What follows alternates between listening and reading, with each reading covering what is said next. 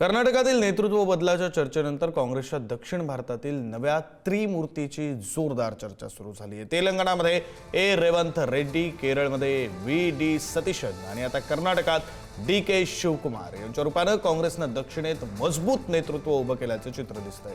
सध्या दक्षिण भारतातील 3 महत्त्वाच्या राज्यांमध्ये काँग्रेस स्वबळावर किंवा स्वतःच्या नेतृत्वाखाली सत्तेत आहे। विशेष म्हणजे या तिन्ही नेत्यांचा राजकीय प्रवास, शैली आणि सामाजिक आधार वेगळा असला तरी त्यांना जोडणारा समान धागा स्पष्ट दिसतोय।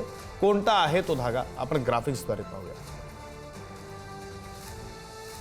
तिघही सेल्फ मेड नेते मानले जातात।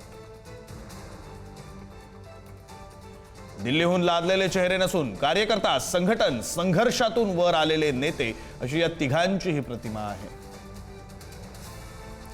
तिघांची ही शैली आक्रमक आणि जमिनीवरचे नेते अशी त्यांची शैली मानली जाते।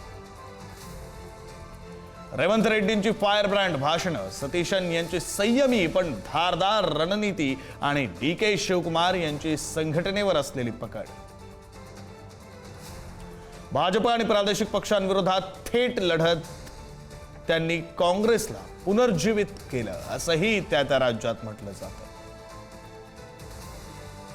कार्यकर्त्यांशी थेट संवाद, जिल्हानिहाय संघटन आणि सतत जनतेत राहण्याची शैली यामुळे काँग्रेसला स्थानिक पातळीवर नवी ऊर्जा मिळाली।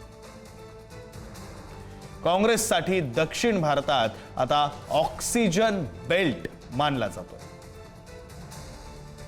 लोकसभा निवडणुकीच्या पार्श्वभूमीवर दक्षिणेतील हे मजबूत नेतृत्व पक्षासाठी सर्वात मोठी राजकीय ताकद ठरू शकते।